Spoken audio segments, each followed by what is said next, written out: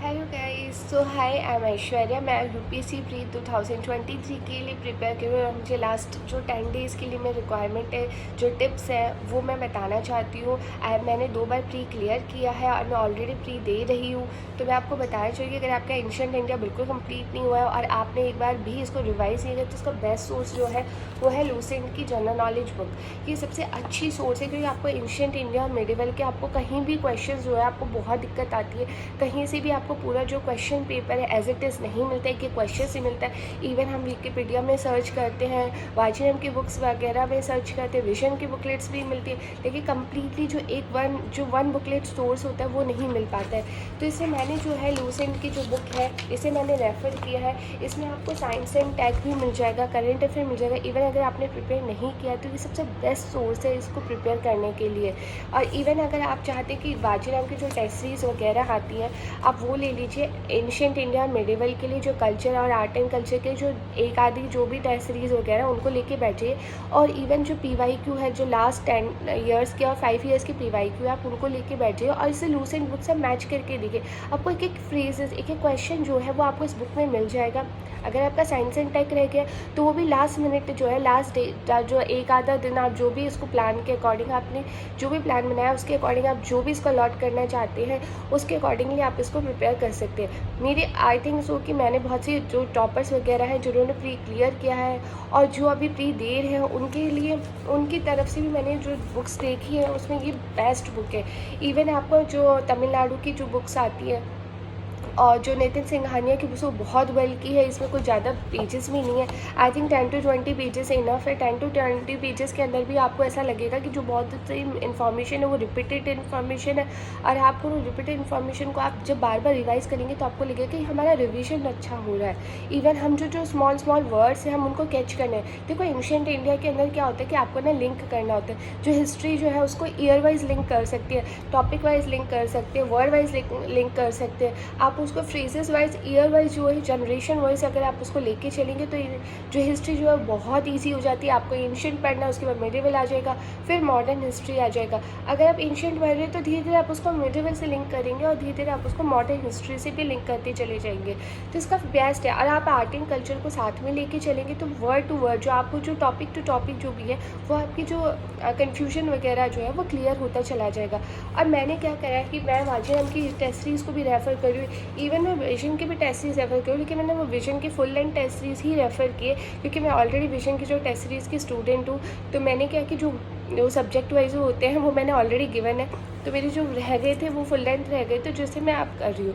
और मैं आप एक और टिप देना चाहती हूँ कि आप जो लास्ट के अंदर जो आपके PYQs है, तो 1 वीक जो होता है वो लास्ट के PYQs को ज़रूर अलॉट करना, क्योंकि वो बेस्ट सोर्स है आपके किसी भी एग्ज़ाम के लिए, आपको प्रिपेयर करने के लिए। आपको पता होना चाहिए कौन सी जो पर्टिकुलर टॉपिक्स है जो रिपीट हो रहे हैं, कौन सी ऐसी चीज़ें हैं जो रिपीट हो जाए बार बार, थीम्स जो ऐसी जो रिपीट होती जा रही है, तो उस पर वर्क करना बहुत ज़रूरी है। इवन आपके पास नॉलेज नहीं है, इन्फॉर्मेशन नहीं है, कोई बात नहीं, कुछ से डजेंट मैटर।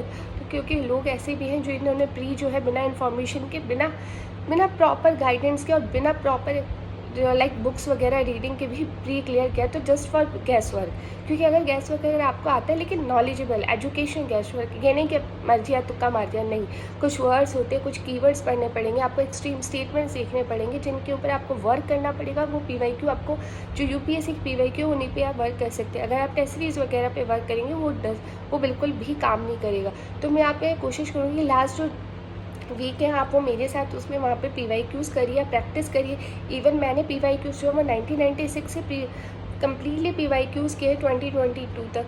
तो मैंने बहुत सी चीज़ें नोटिस की, मैंने बहुत से अपनी जो प्रिपरेशन है, अपनी जो मैंने जितनी भी जो मेरी जर्नी है मैंने उसमें फाइंड आउट किया कि क्या इंपॉर्टेंट है और क्या नहीं है इंपॉर्टेंट। और जो आजकल जो चेंजिंग पैटर्न है उसके अकॉर्डिंगली हम जो देखें कि जो टॉपिक्स है, जो थीम्स है, जो पर्टिकुलर UPSC का बहुत फेवरेट है, उस पर हमें कैसे वर्क करना चाहिए।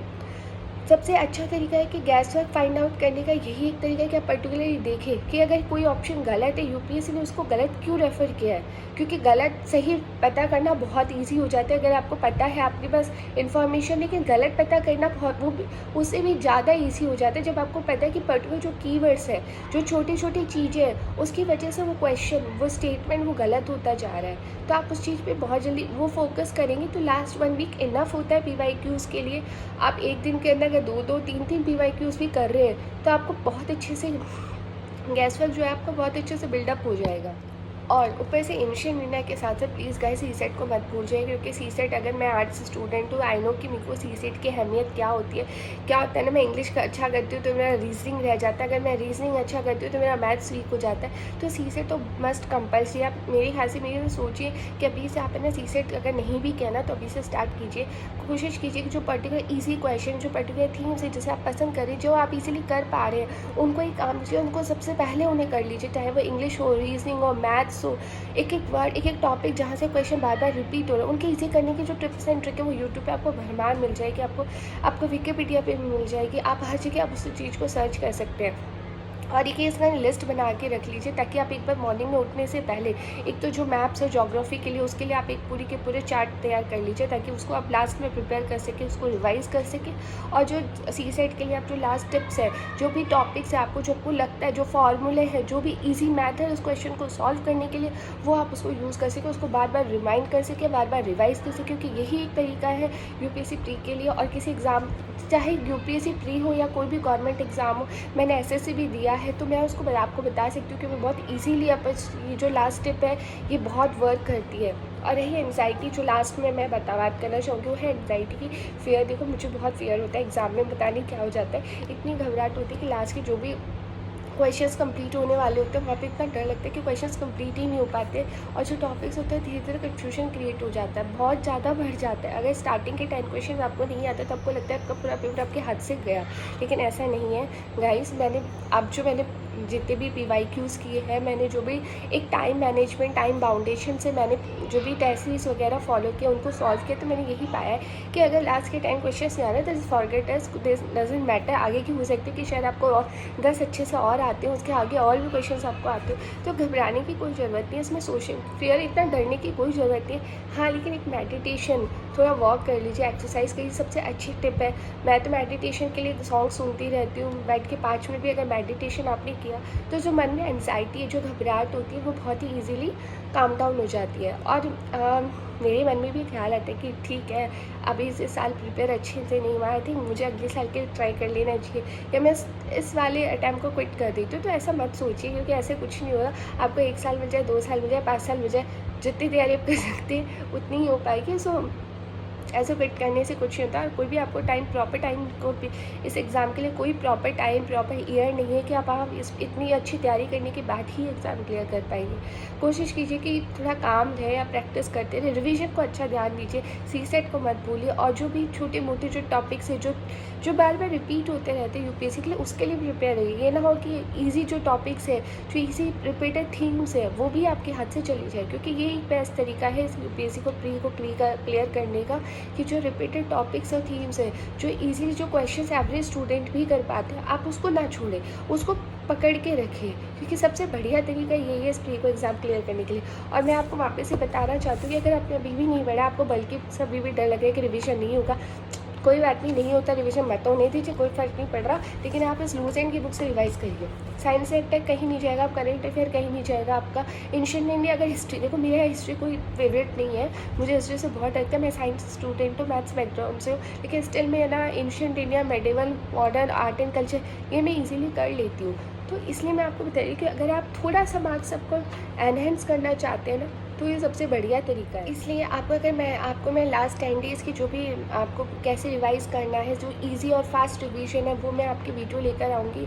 और जो आपको अपने PYQs हैं उनको कैसे सॉल्व करना है, एक दिन के अंदर 4-4 PYQs ईजिली आपको सॉल्व करने पड़ेंगे, क्योंकि अब टाइम नहीं बचा है। अगर किसी ऐसी चीज़ को फॉलो करें कोई बात नहीं, आप उसको करते रहिए, लेकिन PYQs को साथ लेके चलिए, चाहे वो CCET की PYQ हो, चाहे वो GS की PYQ हो।